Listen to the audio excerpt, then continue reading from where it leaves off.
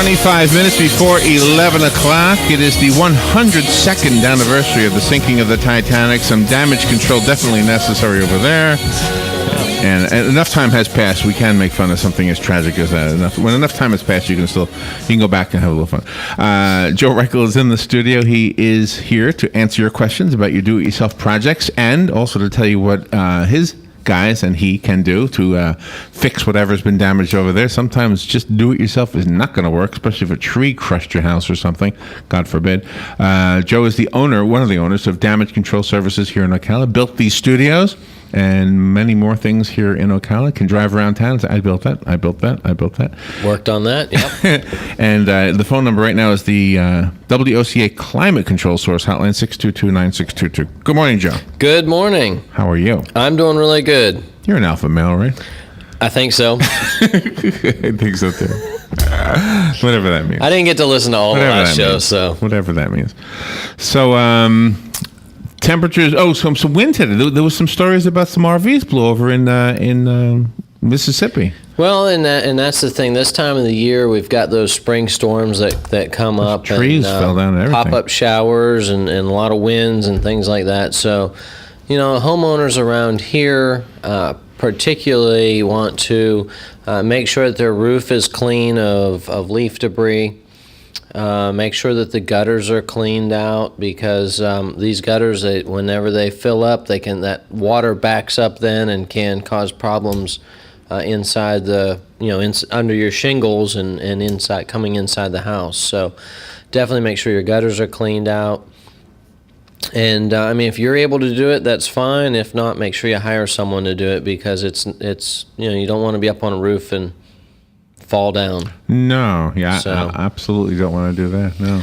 And, a lot of times the valleys of roofs where the two roofs come together, those will collect leaves, and that's just asking for wood rot and, shingle decay, things like that. So definitely causes problems. And anywhere where you have limbs that are hanging over the house, this time of the year, like we were talking about, the winds and the spring, the spring showers, that wind, if you have limbs touching the roof, they just constantly rub at the shingles, and it will create a hole. I think we talked about it before. I was on a house on a roof not too long ago, and took pictures of this. I don't remember if I ever Facebooked that. I don't remember. So I saw a frog this morning though. Yeah, I had a frog in the house last night. Little tiny one. Huh? Little thing. Wow.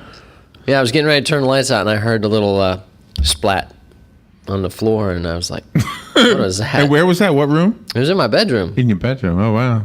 Yeah, so I'm looking around, and here I see this little quarter size, about the size of a quarter, all the bigger around he was. So. Did I ever tell you that I changed my toilet? I replaced my toilet about a year ago or so, and when I removed the old toilet, there must have been 30, 40 little tiny frogs that just jumped out of that thing, wherever they were. They were in there somewhere. In the house? In the house, where the toilet connected to the floor. That's where they all were living, I guess. That's a bad place to live, if you ask me, but that's where they were. Interesting. Yeah, just all over the place. Just caught me by surprise. Had you ever seen frogs in the house before? One time I did, yes. I saw one gigantic frog, one of those big suction cup frogs. Was this a concrete? Was there a concrete floor? No. It's a wooden, okay, so it was a wood floor. So they were probably coming up from underneath. Probably, yeah. Yeah. Up through the floor system, and that's where a lot of times if those areas aren't like your attic or your crawl space under a home, animals will get under there, and which is why I like the snake that I've seen because I think the snake might be helping me out. Could be. Could be. So it's a little... Snakes are good for that. I guess an average-sized snake is what it is. Right. I don't know what kind it is. No, snakes are good for keeping varmints away and things like that. So, and that's where, animals will get under there and they could chew on the wiring or cause problems. And you want to... she wasn't very friendly. She wasn't? No, she didn't. She was looking, and I waved, and she was shy. Looked away. She's an alpha woman. Is that what it is? She's looking for a beta man. And there's Michael Carey Insurance. What's you up to, brother? Anybody needs homeowners insurance, you want to call Mike Carey. Or boat. He talks about boats. He wants to insure boats. I think he's going to Victoria's Secret. Looks like Victoria's Secret. No, that was Sunglass Hut. He might be going to Victoria's Secret. Jen needs some new clothes. Oh no. But we what was I talking about? Crawl spaces under houses. Yeah, crawl spaces. And that's just like even like your attic, or where sometimes where your overhangs come together. There can be a space there, and the animals will get up in there. Yeah. Squirrels and rats. Sometimes raccoons, things like that, and they'll get up in there and they'll chew on the wiring or just be a problem. Yeah, if they're chewing on the wiring, they're creating possibility for a fire. So you never want that. That's not good. No. Yeah. And same with squirrels. Squirrels have a tendency of always going in and chewing on electrical wires. Not good. No, we've done several jobs where we've gone in after there's been a disaster. And so how do you prevent that? Well, you want to make sure it's all closed, obviously. Excuse me. Make sure these areas are closed. Another thing, to make sure that any trees that you have over your home, the limbs are far enough away that squirrels aren't going to be able to get on the house. So they won't go up there normally. So they're not on the roof. Oh, right, if they're on the roof, then they're looking for ways to get in. So if they can't get in, and then it's hard to squirrel-proof a house. It really is, because they could just crawl up the outside if they wanted to and get right in. I apologize if I said this on your show before. I may have, but we can talk about it again. I had. Yes, you did tell me the story about changing the commode and finding the frogs. Okay, I did tell you that. But did I tell you that I had a squirrel, maybe a family of squirrels in my attic when I lived in a concrete house down in Bellevue? Okay. I guess you call it a concrete house. Mm-hmm. Concrete block. And my son, who was much smaller than me, went up into the attic, and I told him to just throw mothballs all over the place. And we never heard those critters up there again. That was what did the trick. That is a deterrent for pests and rodents and things like that, and also moths. I cannot stand that smell. But I couldn't smell it. It was up in the attic. Well, up in the attic, probably not. But I mean, just even to do that, I have right. a hard time doing just that. for that moment? Yeah. It's no big deal. It's better than squirrels. Better than squirrels. Better than hearing them running around you up there. You could hear them. I assume there was more than one. I don't know. Probably. Yeah, once if one can get in, a whole family of them can get in. So, and there's several things that you can do, and several companies that you can call to get rid of those, that type of a problem. Right. And then also different deterrents. The word's not pesticide. What would you use to? Rodenticide? Rodenticide. I don't know. Do you know my some type of a bait that they would eat and then decide not to be there anymore? Yeah. What's that called? Poison. Poison. There you go. Poison.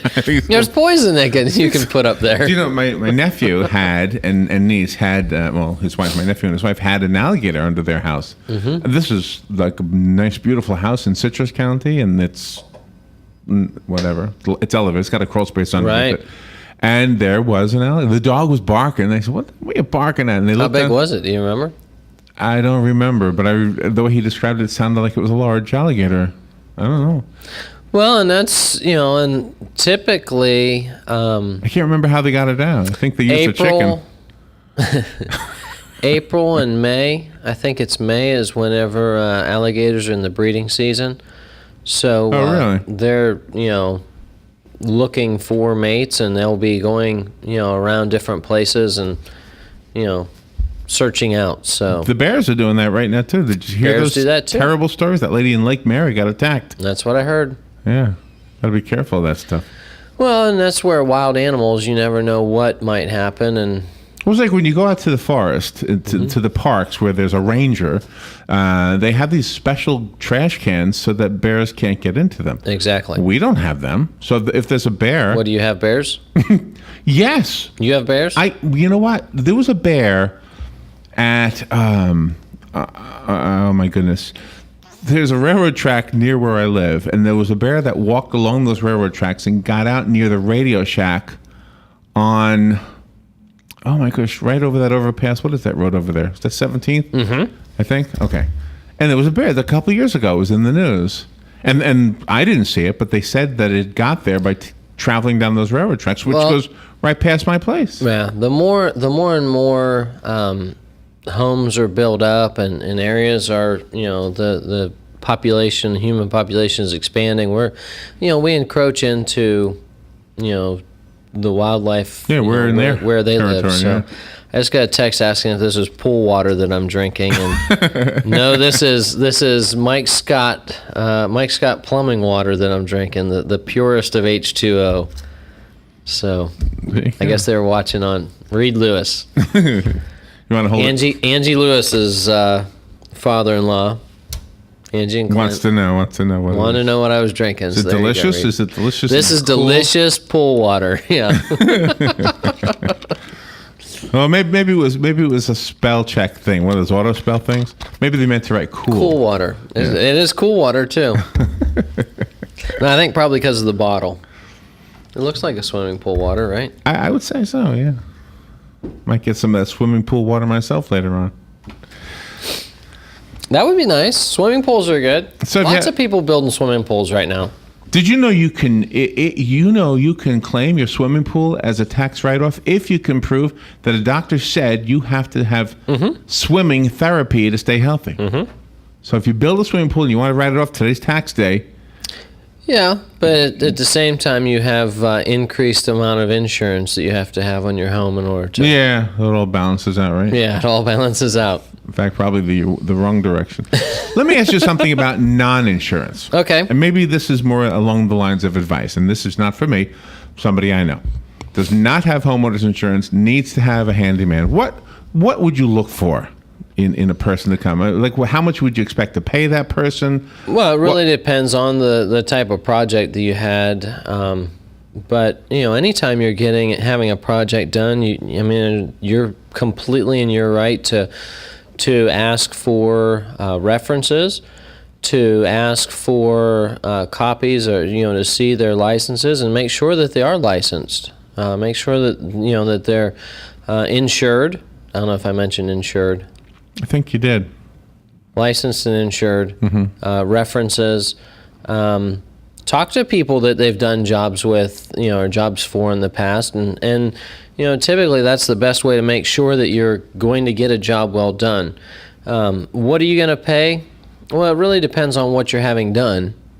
Well, I suggested $50 an hour. I said, if you're going to be fair to somebody who's professional, $50 an hour seems reasonable. Did I overshoot? What did I do there? And there again, it really depends what they're having done. What it is, 50's a pretty good rate for going rate right now. I don't want to undersell. I mean, you want to pay somebody so they can put food on their table. Well, and that's it. And a lot of times people don't. It's really easy for homeowners and all of us. I mean, if we're not familiar with a job, the type of job or something that just for example, say we wanted to have some flooring put in. Yeah. All you got to do is put it in. My mom, this past visit, she wants to redo the bathroom. Right. It's a little bathroom, little shower, little commode, and a little, small little vanity in there. So she wants me to just put the flooring in. Oh, and change the commode. It sounds easy to her, huh? It is easy. Uh-huh. But it's going to take me about a day to do this project. Okay. I've got to take the trim off the walls. I'm going to have to remove the vanity, remove the commode, install the flooring, install the new commode, reinstall the vanity, and reinstall the trim. It's nothing that I can't handle, but it's going to take me about a day to do it. It's just a little bathroom. And that's the way, we look at something. But a day, you're talking 10 hours, 12 hours? No, just probably about 6-8 hours worth of work. So that's a $400 job then. I mean, as far as labor. Right. And that's, without any materials or, if it took me materials, if I need anything. But, really, you think about it, most people don't even really, it's just a small little job. So it shouldn't take very long to do it. I look at that like my taxes. Shouldn't be that hard. I don't have any clue what it takes to do it. But the bill's quite a bit whenever I get it. But you're making a really good point. The point is, if we don't, we really don't know what is involved or what it's going to take, but we always look at something and we say, hey, that shouldn't take very much to do that. It's like getting insurance from Michael Carey. He didn't get Victoria's Secret, though. I don't think Victoria's Secret. Victoria's Secret bag in his hand. It's one of those things where, If his wife is listening, by the way, we're kidding. He did not have No, that. Jen, he's got Victoria's Secret. It's one of those things where you really, if it's not your profession, you always, you seem to always think that it's not going to be that hard to do it. Kind of one of those things. Exactly. And I think sometimes a lot of people have the tendency to want to go the cheap way, and you're not going to be happy with the cheap way. And that's it. I mean, I love saving money, but at the same time, you always get what you pay for. All right, and I apologize. You did have a phone call, but I did? The person... They got tired of waiting. Yeah, and I apologize for that. Waiting on my story. So if you have a comment or question, please call back. And you do now. Oh, okay. now I do. And let me just invite everybody. I will shut up. The number is 622-9622. That is the WOCA Climate Control Source Hotline to speak to Joe Reichel from Damage Control. Good morning. Thank you for being patient. I apologize if I hung up on you or something earlier. Good morning. Yeah, hello, Joe. Say, that was me before I had to take a break and get some a glass of pool water. But I'm all set now for the big question for you. Okay. I'm thinking of blowing insulation in the attic. Now, on the overhangs, they're like air vents, Is there any danger of sealing that attic too tight by blowing that in and cutting that air movement out and causing a humidity problem? Yes, it is. That area is there for airflow and ventilation of the attic. The attic does create heat, and it can trap that. Whenever a company comes in to do insulation, they have. I wish I could remember what they're called, but basically it's a cardboard shaped design, and what it does is it goes up against the sheeting or the roof deck, and that allows the insulation to go up against it, but doesn't create a block there, and it creates vents so that the attic can remain ventilated for proper airflow, and it doesn't get too hot in there.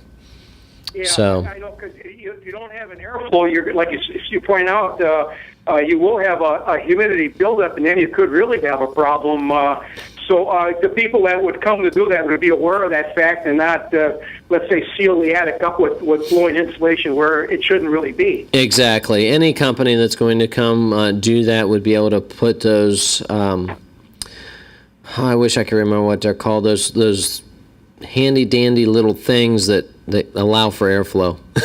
Yeah. I wish I could remember what it was called, but they would do that so that it would keep it from blocking off that area. But I mean, that's something that if you were thinking of having insulation added to your attic, insulation does settle over time, and it will, especially blown-in insulation, it will continue to compact. And so, it's always good to have that checked. I mean, call a company out, have them check the insulation, and make sure that the R value that you have in your home that you thought was there is what's there. So, but would you recommend like exhaust fans in the attic?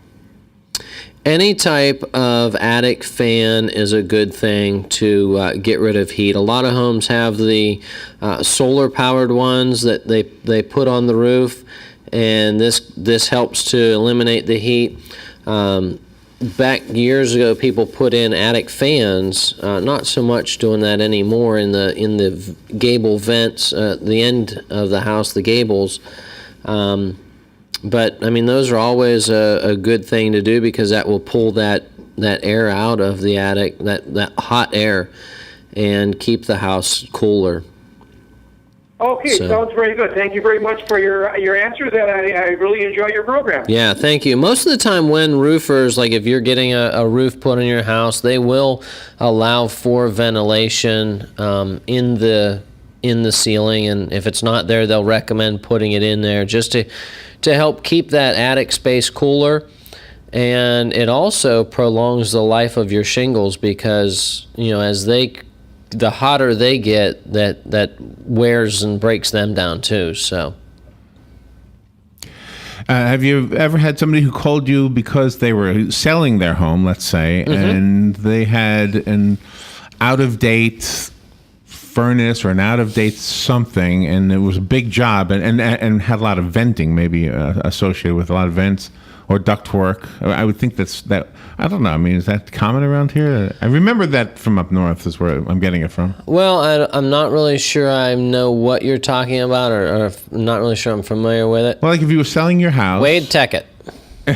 Wade Teckett. He would be the guy to talk to about roofing. Actually, we were just talking about roofing, but we've had several. Like we're looking at a house for a homeowner right now, and they've got some vents coming out of the roof, and whenever they do the remodel, they won't need them. Okay. So we're going to have to remove those. If they buy the house, we'll remove those and get the roof repaired and something like that. Is that what you're... Well, that sort of thing. It doesn't have to be specifically about what I'm asking about. But I mean, just the whole idea that you're selling a house, it was built in the 60s or 70s, and everything's changed since then. And like you say, you don't need the vents maybe in some cases. There's a lot of things that you could do, and that's something like that. You would hire a guy like Wade Taggett, A+ All Roofing. He'd come in and he would be able to take the vents out. I can put him on there. Wade, smile. You're on my show. That's Wade Tackett, A+ All Roofing and B&T Metal. And if you had vents coming out of the roof from an old furnace or something like that, he would be able to come in. He'd be able to help remove that and then patch that roof. Thanks, Wade. He'd patch that roof and then repair the shingles. So we've worked with Wade on several different jobs where we've had to fix the roofs or even put some metal ductwork coming through the roof. We've had to use him on different things. So I just moved your camera. Oh, sorry.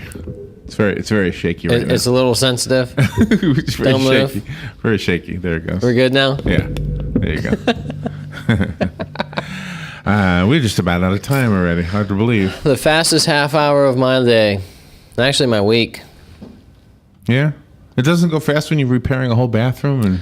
No, my days don't usually move too fast. Today's a busy day for me, though. Start out at BNI, and then radio show, and now from here I'm going to the CEP, part of a panel of experts that are talking about networking and how to increase your profitability through networking.